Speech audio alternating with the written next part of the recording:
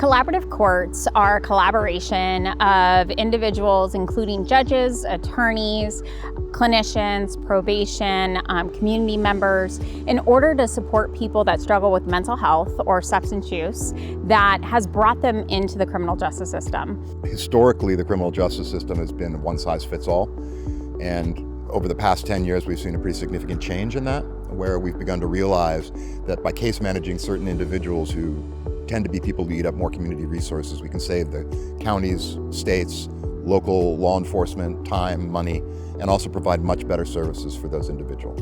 Our primary goal being public safety, we can help public safety by helping individuals get connected with services or treat whatever they need to not reoffend or not get back involved in the criminal justice system. Justice and the criminal justice system are there for a reason. And it doesn't mean that all bad people go there or all good people don't go there. They call it rehabilitation for a reason, and it's important to understand that people deserve another chance. And oftentimes, more than not, they grab that chance and they make a change in their lives and they become better people. For me, the most important part was the assistance with a therapist and a nurse practitioner for my medication. The main thing that I was able to feel was they were really there to make sure that I was able to get better and get my life back on track. I want to let the community know what a difference collaborative courts have made to Santa Cruz County being a safer place. I became a judge in 2010, and I've seen people who I worked with in our serial inebriate program actually successfully graduate from our packed court. It's the most wonderful thing that when you see somebody who used to be using on the street corner, and then you know that they're now out in the community working, having a job, and helping other people recover. The PACT court is all about recovery. It's a good program that helps you get back on your feet. The PACT pulled me out of a gutter that was so deep and dark. It's improved my life amazingly.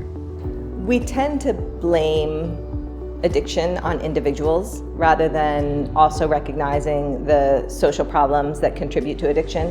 And I think nearly all of us can say we know somebody, close friend or family member, who has struggled with addiction who's never been incarcerated. And it reminds me that one collaborative court participant who said it sucks to be tired of something and then to keep doing it. That has a lot more to do with their background and histories of poverty and racism and trauma than an individual choice. Yeah, I get judged a lot by the way I dress, the way I look. People would think I'm a gang member immediately. You got people who are on the streets, who are homeless, who will use drugs to cope with being homeless. But when they have the housing and they have structure and they have roles where they're getting tested, if you offer them a program other than being homeless, they're going to take that program. The population that we serve often has a stigma held by the community, but they are the community. They're everybody. They're your neighbor, they're your family member, they're your friend, and they're struggling with basic health issues, which come with the trappings of legal problems. It gets very complicated when you're embroiled in a substance abuse matter, a mental health crisis, to be socially functional. Have a level of compassion, because it's really not found in the general community. There's such a misunderstanding with mental health issues that people don't take the time to try to recognize and understand. There was no normal line when I was born, and a line that said mental illness, you'll struggle for the rest of your life. I didn't raise my hand to enter that line. We often get treated like we're supposed to act like we don't have mental health issues. And we do. We do. It's something we were born with. Do I want to go back to prison? No. So what's next? No, I mean, I accepted that I'm a drug addict. Now, a year later, I have a good job, and I'm in my own place now. I got my own room. I have a little freedom. I got some independence, and it's all because of the accountability that the reentry program hold me up to. It just gave me a foundation, knowing that I had to show up in court and be accountable with my peers and the judge and the support group. It just helped me feel grounded. I know that it must be a dilemma for people in the community, knowing that there's people on parole in their community. What I would tell them is that there are a lot of us who want a second chance, and that's all we're asking for. The criminal justice system, as is the traditional justice system, isn't working. It's not making communities safer. It's not meeting the needs of victims of crime, and it's definitely not meeting the needs of my former clients. So the more we can invest in alternatives that reduce collateral consequences for someone who's being charged or convicted of an offense, meaningfully meet the needs of survivors, and proactively create safer communities for everyone, I think the better off we will all be. And I think collaborative court models are a really unique and progressive way to do that, and that have been proven to be effective. There's definitely a lot of stigma in the community, especially for the mental health population and the substance use disordered population.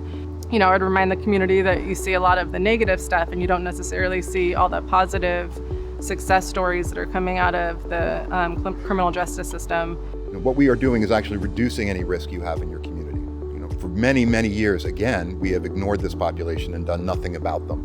And what's happening with the collaborative court system is we're actually starting to deal with these individuals in a really positive manner, such that they're not coming into communities, they're not causing problems. We're getting these people housed, we're getting them drug treatment, we're getting them mental health services. It's a huge difference what we're able to accomplish now than what we were able to accomplish before. And if you have any questions about it, come talk to us, because we're happy to share. We're trying to stop the cycle of crime, and we're trying to keep our community safe. And the best way of doing that is by getting people up on their feet and helping them to remain stable through providing services within treatment, connection to the community for substance use treatment, behavioral change, as well as addressing the basic needs of food, shelter, and also gaining a support system for a reason for them to be successful and a reason for them to change their overall behavior. Change is not only possible, it happens all the time. Behavioral health court helps the participants by keeping them out of jail, by helping them achieve wellness and living a life outside the criminal justice system. And that helps my goal of public safety and victims' rights. Our collaborative courts, I can honestly say, changes people's lives.